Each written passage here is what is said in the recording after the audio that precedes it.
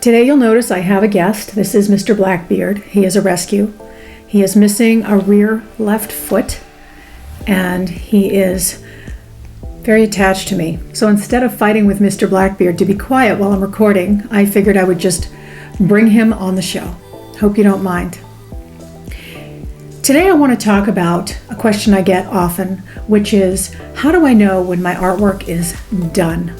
Now, most of you know I'm a painter, so I'm going to use painting as an example.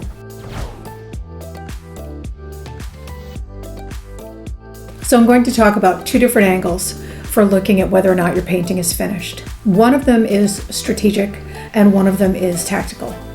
Now, by strategic, I mean, what is your concept of when a painting is finished? You need to know what that is in order to aim for it. So for me, for example, I go by the advice that the painting is done when there's nothing left to fix or take out. Speaking for both abstract and representational work, your painting is done when there's nothing left to remove, meaning that everything that's in it, every element, is serving a purpose. It is serving the composition, it's moving your eye around the canvas.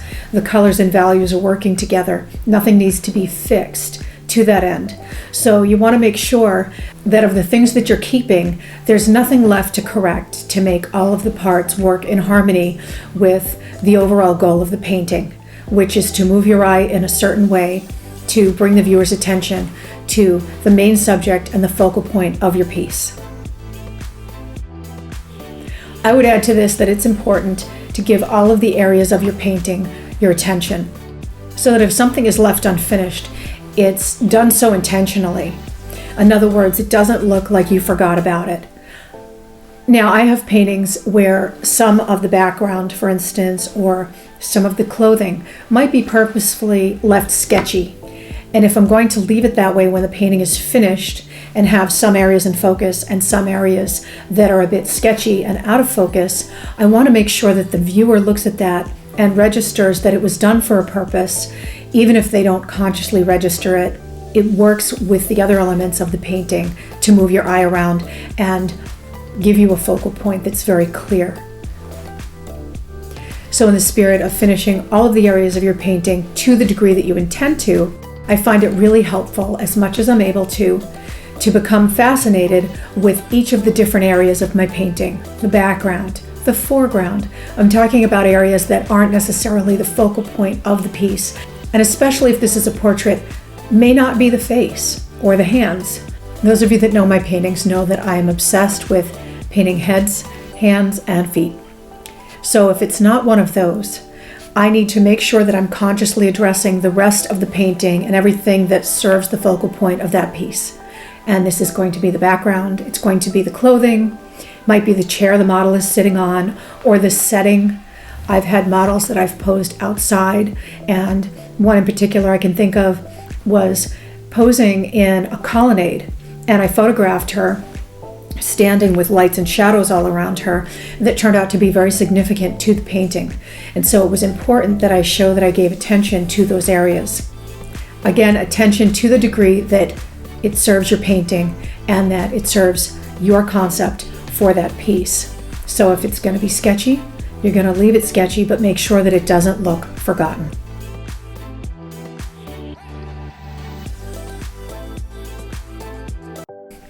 So turning to the subject of tactics, what I mean about tactics is the steps that you're going to take, the actions, and the method you're going to use to make sure that you achieve your strategy of finishing the painting when there's nothing left to take out, and making sure that everything is fixed that needs fixing.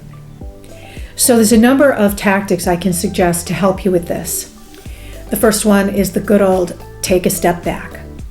Now, if you're working on top of your canvas and you are within 6 inches of that painting the entire time you're painting, you're probably going to hate it the next day when you've walked away and come back. Or at least find that, unless some miracle happens, there's something about it that really needs adjustment. So make a regular habit of stepping back away from that painting. Even if you're going to complete it all in one day, take those breaks. They're really important to giving you a fresh view of that painting.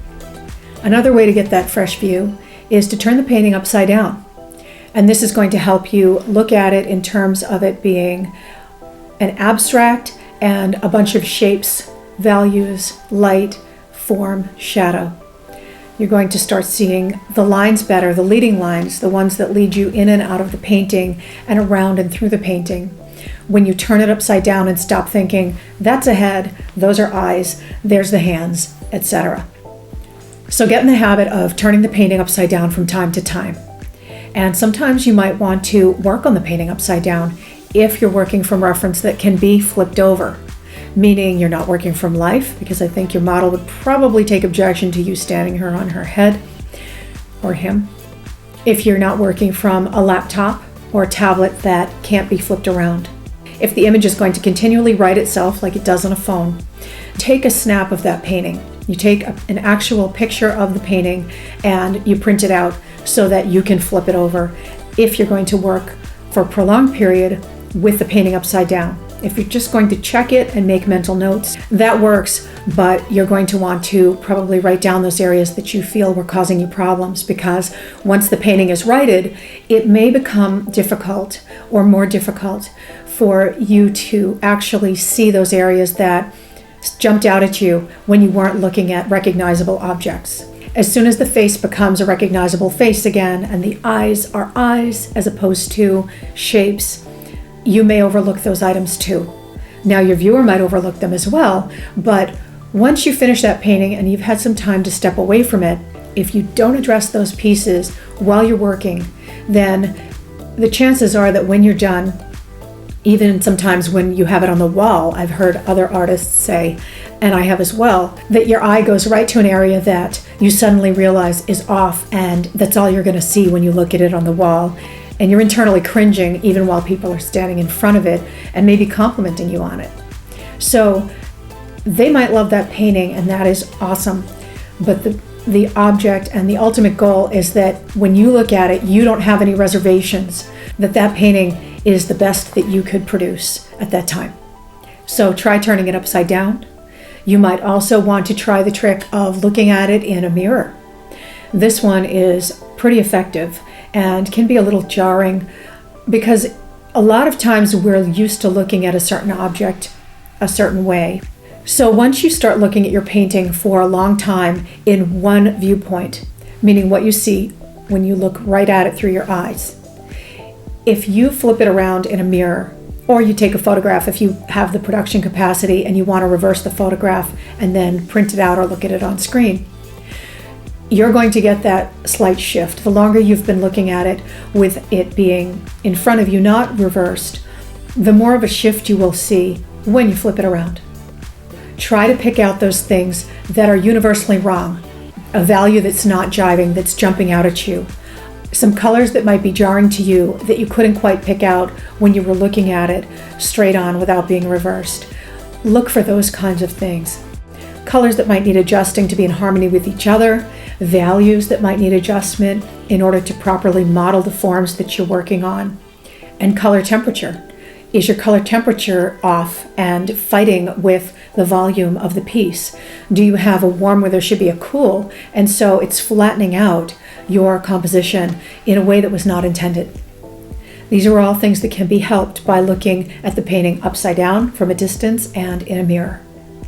Similar to looking in a mirror, simply taking a photograph and looking at the painting from a photographic perspective is going to some degree, flatten out your piece and give you a different perspective. One that I find often shows me things that are wrong with the painting that I don't necessarily see until I take that photo. And I can vouch for this in that there have been a number of times I have thought, this painting is done. And done to the point that I want to share it with somebody. My mom is also a painter, and so she is often the first person I'll want to share that painting with as a first audience. So I'll grab my phone and I'll take a photo, and I'll be about to hit send when my eye catches something and something jumps out at me. And I realize I've got to put it back on the easel and make the adjustment because I didn't see that thing until I took the photo, and then I went, oh crap, why didn't I see that before? So getting in a habit of, when you take your regular breaks, occasionally taking a photo of that painting, even if you just look at it on your phone and then delete it. is going to inform you about things that may need adjusting that you didn't see before you took the photograph.